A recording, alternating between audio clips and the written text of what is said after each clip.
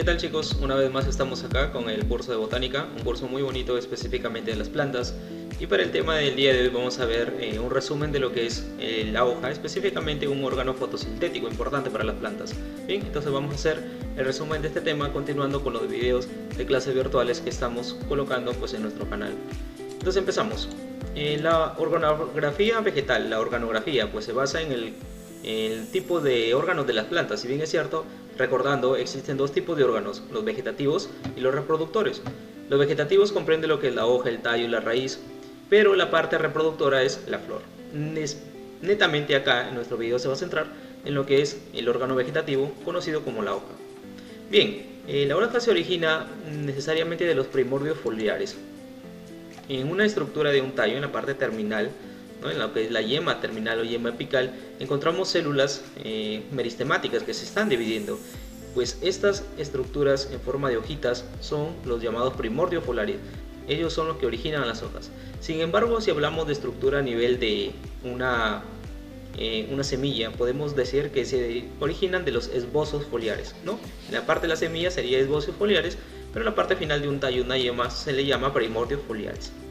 Bien, recordar que las plantas tienen un pigmento fotosintético, un pigmento llamado clorofila, que si bien es cierto, dentro de él se encuentra el elemento magnesio, ¿correcto? La clorofila es importante porque va a reflejar esta coloración, va a ser importante también para la parte de producción de una glucosa, de liberación del oxígeno en la llamada fotosíntesis. Las hojas se pueden insertar en la parte del tallo a manera de unas estructuras denominadas nudos. Bien, el nudo es una parte del tallo y de allí se van a originar las hojas. ¿Cuáles son las partes principales de las hojas? Teniendo un modo rápido, podemos mencionar, modo de resumen, que son tres partes importantes, lo que se conoce como vaina, pecíolo y limbo. Vaina, pecíolo y limbo. La parte de la vaina es el lugar donde se inserta toda la hoja en el tallo. Es una estructura ovoide. La parte del pecíolo viene a ser un eje cilíndrico, un eje que va a comunicar la parte de la vaina con el limbo. Bien, es como un pequeño tallito. Y todo el limbo viene a ser la estructura laminar, la estructura donde ocurre la fotosíntesis. Pero dentro de ella podemos mencionar varias estructuras más. Por ejemplo, la parte superior del limbo, la que está en contacto con los rayos solares, se le conoce como el haz. Pero la parte inferior se le llama envés. El envés no está en contacto directamente con la radiación. En este caso, pues ahí se encuentran las células de respiración, los llamados estomas. Donde empieza el limbo se le va a conocer como base, y la parte apical, la parte terminal, recibe el nombre de un ápice. Recordar que también aquí hay un tipo de nervaduras, ¿no? La nervadura es el esqueleto de la hoja por donde circulan los nutrientes de las plantas. Bien, ¿cuáles son las funciones que se cumplen en este órgano? Podemos mencionar lo que es la fotosíntesis por el pigmento clorofila. También ocurre una respiración, una transpiración a nivel de unas células especiales llamadas estomas. Estos estomas son como dos células unidas. Estas células unidas se llaman células oclusivas y dentro de ellas, ese espacio que se forma entre ellas se llama ostiolo. Por ahí van a circular entrada y salida de gases. Bien, son dos células oclusivas. También la hoja puede cumplir funciones como almacenamiento, protección. Centrémonos primero en la llamada fotosíntesis. La fotosíntesis se define como la transformación de la energía luminosa en energía química.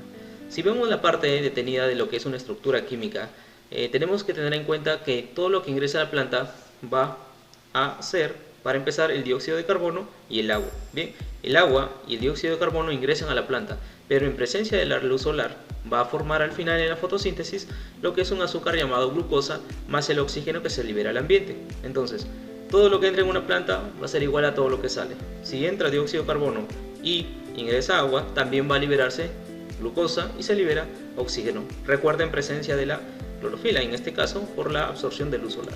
Bien, elementos de la fotosíntesis tenemos, por ejemplo, el CO2, el agua, la luz solar, la clorofila. Si bien es cierto, existen varios tipos de clorofila. Por ejemplo, la más conocida en las plantas es el tipo A y B, y las sales minerales que vienen a ser pues la parte que está netamente en la savia bruta. La fotosíntesis se realiza en las hojas a nivel de la parte media de la estructura interna. Esta parte media recibe el nombre de mesófilo. Si bien es cierto, este mesófilo, la parte media de la hoja, encuentran dos tipos de tejidos. Un tejido que le llaman tejido en empalizada y un tejido esponjoso. Si la pregunta está netamente ligada a la fotosíntesis, ¿en qué tipo de tejido sería? La respuesta es tejido en empalizada, porque está constituido por los cloroplastos. La fotosíntesis a su vez tiene dos tipos de fases, lo que se conoce como fase luminosa y la fase oscura. ¿Cuál es la diferencia entre ellos? Si bien es cierto la fotosíntesis se realiza en presencia de luz solar, pues a eso directamente le llaman un tipo de fotosíntesis fotodependiente, por eso le dicen fase luminosa. La fase luminosa recibe el nombre de fotoquímica o reacción de Hill también, y se produce netamente en los tilacoides de un cloroplasto. Recordar que el cloroplasto es un organelo fotosintético y podemos encontrar dos partes, tilacoides y estromas. La parte de la fase luminosa se realiza en los tilacoides del cloroplasto. Por otro lado, la fase oscura le llaman fotoindependiente porque no necesariamente requiere de luz solar para que se produzca esta fase de la fotosíntesis. También le llaman termoquímica o ciclo de Calvin y Benson y se produce en el llamado estroma del cloroplasto. Bien, podemos ver en un grosso modo qué se va a producir en cada una de esas fases. La fase luminosa tiene ciertas etapas, por ejemplo, fotoexcitación, en este caso de la clorofila, la fotólisis del agua, pues cuando se rompe una molécula del agua, se va a formar energía, por eso le llaman formación de ATP, y se forman otras estructuras como el NAD. Lo más importante que quiero que recuerdes es que en la fase luminosa, al final, ¿qué se va a obtener? Se van a obtener tres productos principales, lo que es el ATP, la energía, lo que es el oxígeno y un compuesto llamado NAD. Bien, esos son tres componentes principales de la fase luminosa. Pero la fase oscura tiene otras etapas y otros tipos de productos. Por ejemplo, la fase oscura empieza con etapas llamadas carboxilación, donde ingresa el CO2 a nivel de los estomas. Se forma también un complejo llamado PEGAL y al último una regeneración. Si tú te das cuenta en el esquema, todo está dando vuelta, ¿cierto? Por eso le llaman ciclo de Calvin y Benson. Bien, ¿cuál es su producto final de esa fase oscura? Se tiene la llamada glucosa. La glucosa es el azúcar que va a producir las plantas, pero en ella se va a almacenar a manera de almidón, ¿no? Que es un tipo de polisacárido. Adaptaciones que han tenido las hojas en diversos tipos de morfología que podemos encontrar en la parte de la botánica. Tenemos unas hojas llamadas tectrices o brácteas. Vienen a ser unas hojas especiales, las cuales van a proteger a unas flores, ¿no? Por ejemplo, en la planta del papelillo, en la que se muestra de color rosado, esas hojitas rosadas están protegiendo una inflorescencia, están protegiendo a un conjunto de flores. Entonces tú le vas a llamar brácteas. Si ahora mencionamos lo que son catáfilas, son un tipo de hojas que no pueden realizar fotosíntesis. ¿Por qué? Porque no van a tener cloroplastos. Y ahí podemos mencionar a las hojas de catáfilas que están en la cebolla, en el ajo, en el tulipán. Otro tipo de hojas especiales tenemos las llamadas suculentas o carnosas, que si bien cierto su nombre dice carnosa, es decir, está almacenando sustancias. En este caso puede almacenar mucílago, agua, etc. Ejemplo, la sábila.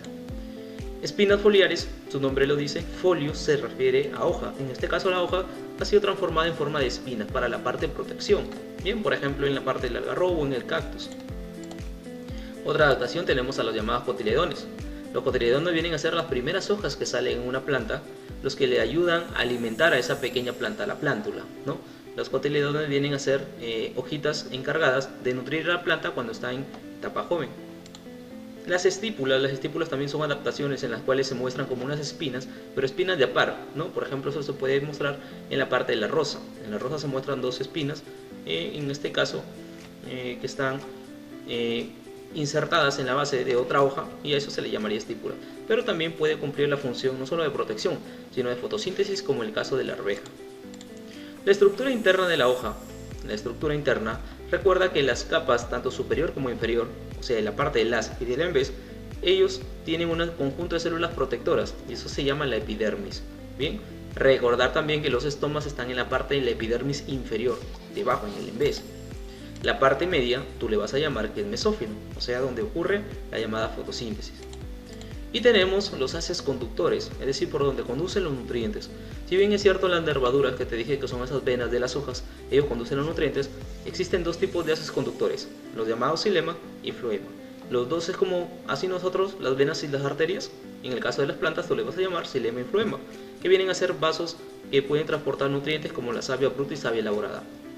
El xilema transporta savia bruta, es decir, agua con sales minerales, y el floema transporta ya lo que es el azúcar que se produce en la fotosíntesis. En este caso, savia elaborada que mantiene aceite, glucosa, etc. Terminando con esta parte, vamos a ver también lo que es clasificación de las hojas. Si bien es cierto la morfología, las estructuras de las hojas se pueden mostrar en un herbario, Acá vamos a definir qué formas pueden presentar, ¿no? Para de repente algún día hacer un herbario. Podemos coleccionar unas hojas dependiendo de su forma, por ejemplo. Según el peciolo, si es que tienen peciolo, le vas a llamar pecioladas. Pero si es que no tienen peciolo, esas hojas reciben el nombre de sentadas, sentadas o sésiles. Según su limbo pueden ser de tres tipos. Simple, cuando una hoja es la tradicional, la normal, solamente un limbo. Compuesta es cuando el limbo está fragmentado en varias pequeñas hojitas llamadas folios. Entonces, cuando junto varias hojitas pequeñas, todo va a ser solamente uno. En este caso es una hoja de tipo compuesta. Pero si ahora tenemos los llamados foliolulos, en este caso es muchas hojitas tan pequeñitas, ahora sería una de tipo bicompuesta. ¿Bien? Según la forma del limbo pueden presentarse lanceoladas, ovaladas, palmeadas, pueden ser falciformes, aciculares, etc. Hay un diverso tipo de formas de limbo. Y ahí podemos ver algunos ejemplos, ¿no? Por ejemplo, lo primero, las llamadas hojas aciculares, en el caso del pino, tienen forma de aguja. Luego encontramos forma corazonada, forma palmeada, forma falciforme, por ejemplo el eucalipto, ¿no? Forma de una C volteada, casi algo así. Según el borde del limbo, que viene a ser la parte lateral del limbo, puede ser normal, o sea entera, puede ser en forma dentada, como unos dientecitos, aserrada, como si fuese forma de una sierra, lobulada, hendida, etc. Si tiene forma de una nubecita, digámoslo en ese sentido, se llamaría crenado.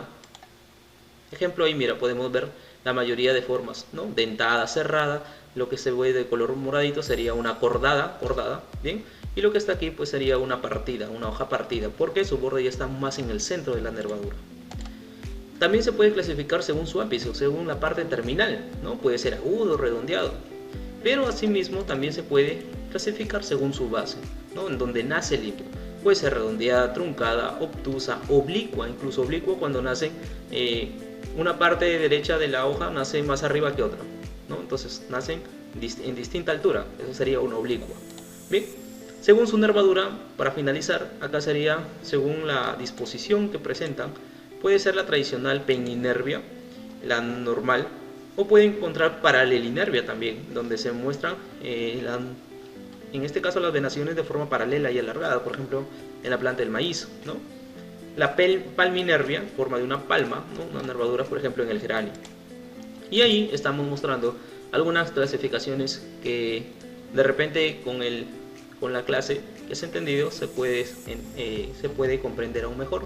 Pero, por ejemplo, en la primera imagen, según su limbo puede ser simple, según su base puede ser cordada, nervadura palminervia, según su forma es de tipo palmeada, y el borde, como es un poquito ondulado, sería un crenado. Entonces ahí estoy mostrando algunas imágenes de cómo se pueden clasificar las plantas según su forma, según su limbo, según su ápice, etc. Bien, entonces el resumen, chicos, del día de hoy ha sido eso netamente: formas de las hojas, lo que es funciones de ellas y sus partes principales que debes de conocer. Bien, entonces ahí nos quedamos el día de hoy con este resumen de botánica.